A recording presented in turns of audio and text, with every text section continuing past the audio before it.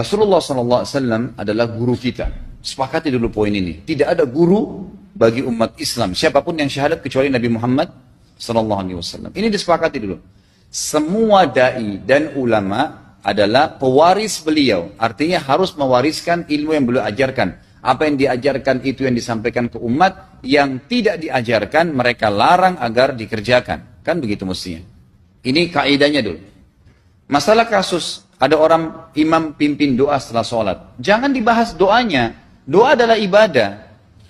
Tapi begini, sebelum Anda kerjakan satu ibadah, tanya. Saya mau ziarah kubur. Jangan ziarah kubur sebelum Anda tanya. Bagaimana Rasulullah SAW ziarah kubur? Agar jangan Anda buat-buat ziarah kubur itu. Adanya orang taruh kembang di kuburan, siram air, buat batu nisan, pasang lampu, baca zikir-zikir di sana. Karena dia mau ziarah kubur semaunya sendiri.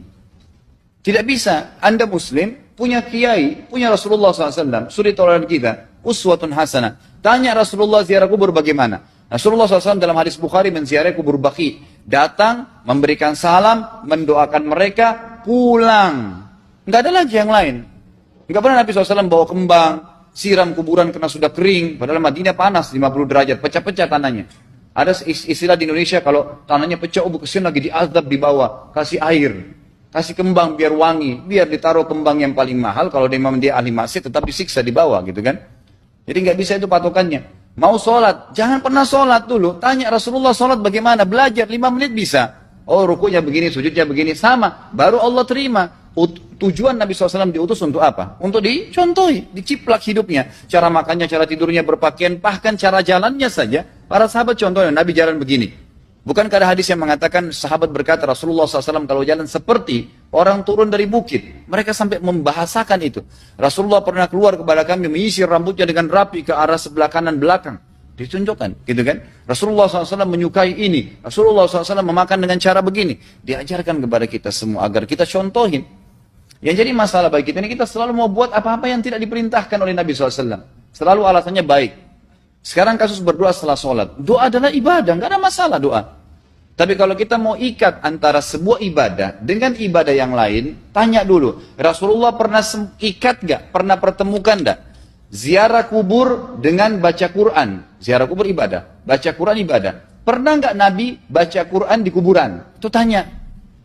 Nggak ada riwayat Nabi SAW pernah baca Al-Fatihah untuk orang mati atau baca di ayat Al-Quran. Datangkan dalilnya coba.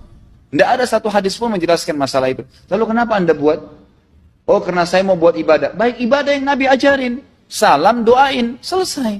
Jangan lebih daripada itu. Masa Anda lebih pintar dari Nabi Muhammad SAW?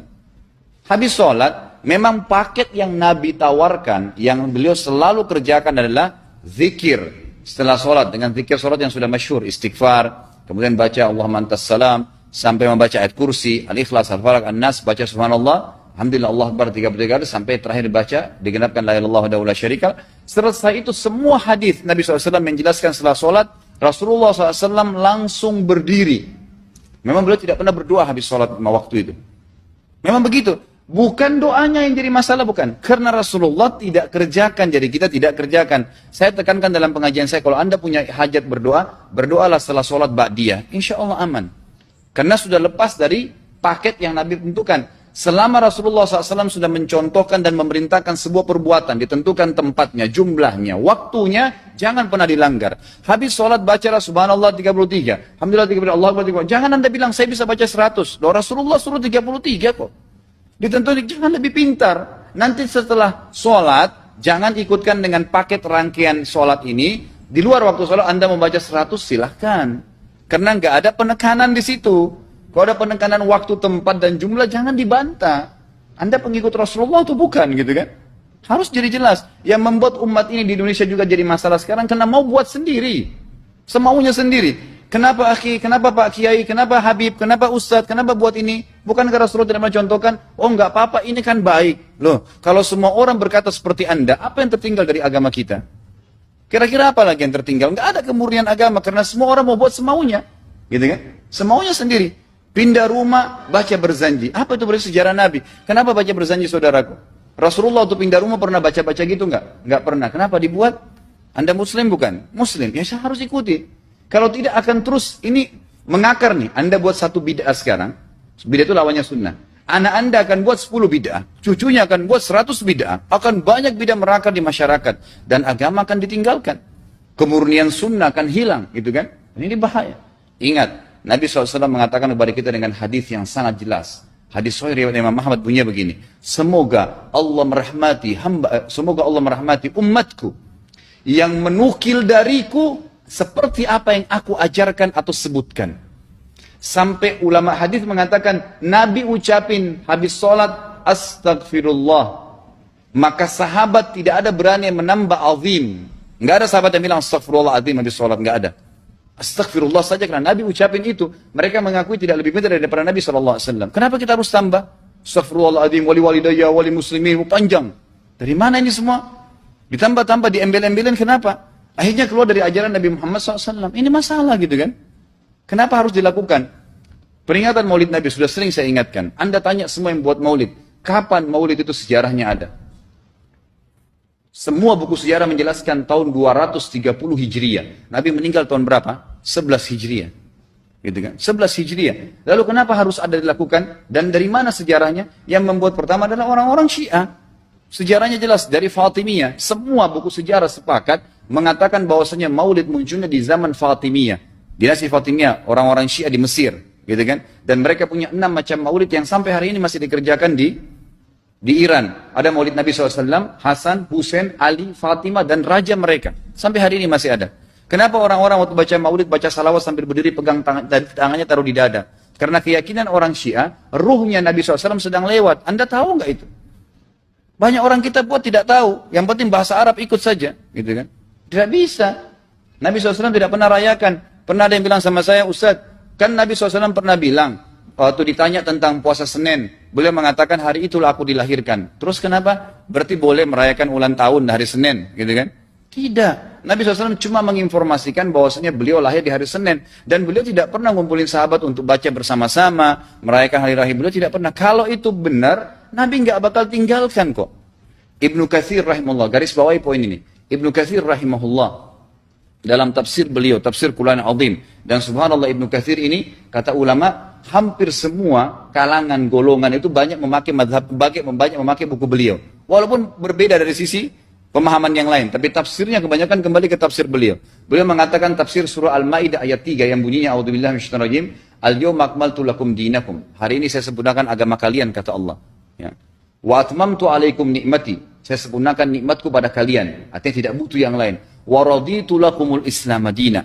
Saya ridho Islam sebagai agama kalian. Kata beliau, ayat ini turun menandakan dan memastikan bahwasanya Nabi Muhammad SAW tidak meninggal dunia kecuali sudah mengajarkan semuanya. Yang hitam, yang putih, yang gelap, yang terang, yang susah, yang muda, ya, semua dijelaskan. Siapa, kata beliau, yang menganggap masih ada sesuatu yang harus ditambahkan setelah Nabi SAW meninggal dan turun ayat ini, maka dia adalah ahli bid'ah. Dia orang yang membuat-buat agama. Nabi sudah ajarkan semua, selesai. Jangan ditambah, jangan dikurangin. Kita tidak lebih pintar dari Nabi SAW. Nabi nggak pernah rayakan hari lahirnya, jangan dirayain, selesai. Emang kenapa kalau kita nggak rayain? Kenapa? Tangan kita terputus? Enggak. Masih banyak ibadah yang disunnahkan gitu. Sama dengan kasus Isra dan Mi'raj. Kejadian besar dalam Islam. Tapi Anda boleh kembali kepada semua buku sirah. Saya tantang semua buku sirah Anda kembali. Insya Allah yang berpegang pada Al-Quran dan Sunnah. Memang ada dasar wahyunya. Maka semua akan menjelaskan. Nabi SAW setelah pulang dari Isra dan Mi'raj tidak pernah mengumpulkan sahabat-sahabat untuk merayakannya setiap tahun. Tidak pernah. Boleh dipelajari iya, setiap hari. Tapi ditentukan tanggalnya lalu dibuat acara. Tidak pernah Nabi SAW buat itu. Lalu kenapa Anda buat? Kalau Anda mau tetap buat ya silahkan. Itu hak terserah. Tapi saya ngajak kepada Anda kembali kepada kemurnian ajaran Nabi SAW. Kita tidak akan pernah kembali. Kata Syekh Utsaimin rahimahullah. Umat Islam ini akan kembali kepada kejayaan mereka kalau mereka betul-betul kembali kepada ajaran Rasul mereka Muhammad SAW. Murnikan ajaran Nabi yang jalankan seperti yang beliau ajarkan, selesai, akan aman. Pasti akan kembali kejayaannya. Kita nggak bisa saling menghardik, saling menyalahkan yayasan ini, organisasi ini, kelompok ini, karena masing-masing mau beristidlal sendiri, mau menjalankan sendiri hukum-hukum agama ini, bukan mengikuti sunnah Nabi SAW. Jemaah haji kita, jemaah umrah, datang ke Mekah, tur dalam kota Mekah, naik ke gunung untuk lihat Gua Hira. Kenapa naik ke Gua Hira? Oh, Rasulullah pernah di sini. Baik, saya jelaskan. Nabi Muhammad SAW ke Gua Hira sebelum turunnya wahyu. Dan beliau terakhir sekali di Gua Hira pada saat menerima Iqra' bismi rabbikal ladzi khalaq. Itu saja. Setelah kejadian itu, beliau turun dari Gua Hira, dari waktu itu sampai meninggal, Nabi SAW tidak pernah ke Gua Hira lagi dan tidak pernah suruh sahabatnya ke Gua Hira. Kenapa anda ke Gua Hira? Sampai naik 3 jam ada yang jatuh mati. Karena jahil, tidak tahu pemahaman agamanya. Nggak bisa begitu. Cukup dikenang iya. Kecuali Nabi SAW suruh, datangilah Gua Hira. Ya silahkan. Gitu kan? Kalau enggak, kan begitu. Masalah Isra Mi'raj, saudaraku, kejadian besar. Ambil ibrahnya, yang penting ilmunya. Oh, salat 5 waktu, kejadiannya pernah gini. Ada kebesaran Allah, ambil pelajarannya iya. Yang Nabi tidak contohin, maka jangan dikerjakan. Hanya itu saja. Zikir bersama, di sini ditanyakan juga zikir bersama. Nabi SAW disebutkan dalam hadis Bukhari, kalau berzikir habis sholat, beliau membaca zikir tertentu, sahabat baca zikir tertentu, sahabat baca zikir tertentu. Jadi Nabi SAW tidak pernah paksain. Enggak pernah Nabi misalnya baca ayat kursi, harus semua sahabatnya ikut ayat kursi, enggak. Nabi SAW baca ayat kursi, si fulan baca al-ikhlas, si fulan baca subhanallah, masing-masing. Dan ingat, Allah SWT mengatakan apa? Tentang masalah zikir dan doa ini. Ya. Dikatakan, ya, kita harus berdoa kepada Allah, ya, wadunal jahri minal qawli bil guduwi wal asal, wala takum minal ghafilin. Berdoalah kalian, berzikirlah kalian dengan doa kalian, dunal jahri minal qawl, tidak dengan teriak-teriak. Allah berfirman, dunal jahr, tidak teriak-teriak. Ya. Dan janganlah kalian menjadi orang-orang yang lalai. Makanya pernah ada sahabat, waktu Nabi SAW berkata begini, dalam hadis Bukhari juga, waktu pulang dari salah satu perjalanan, kalau kalian sedang menukik, kuda, unta lagi menukik, bertakbirlah, bilang Allahu Akbar. Kalau kalian sedang turun, menuruni sebuah lembah, bertasbihlah, bilang Subhanallah. Ada satu sahabat Badui, orang dari padang pasir, semangat dia jalankan sunnah Nabi. Waktu kudanya lagi naik, Allahu Akbar, dengan suara keras dia teriak. Jalankan sunnah kan? Tapi teriak ya. Apa yang terjadi? Nabi SAW panggil, ditepuk pundaknya, Nabi mengatakan, pelankan suaramu. Zat yang sedang kau panggil, tidak tuli. Allahu Akbar. Cukup. Ada apa? Kecuali di medan perang lain, nakutin musuh. Gitu kan? Untuk apa takutin kuda sendiri? Nggak perlu. Gitu kan? Jadi mengikuti sunnah Nabi dengan ilmu yang benar, itu akan membawakan ketenangan hidup. Yang buat kacau kita ini jadi kacau karena mau membumbu-bumbui macam-macam ditambah-tambah.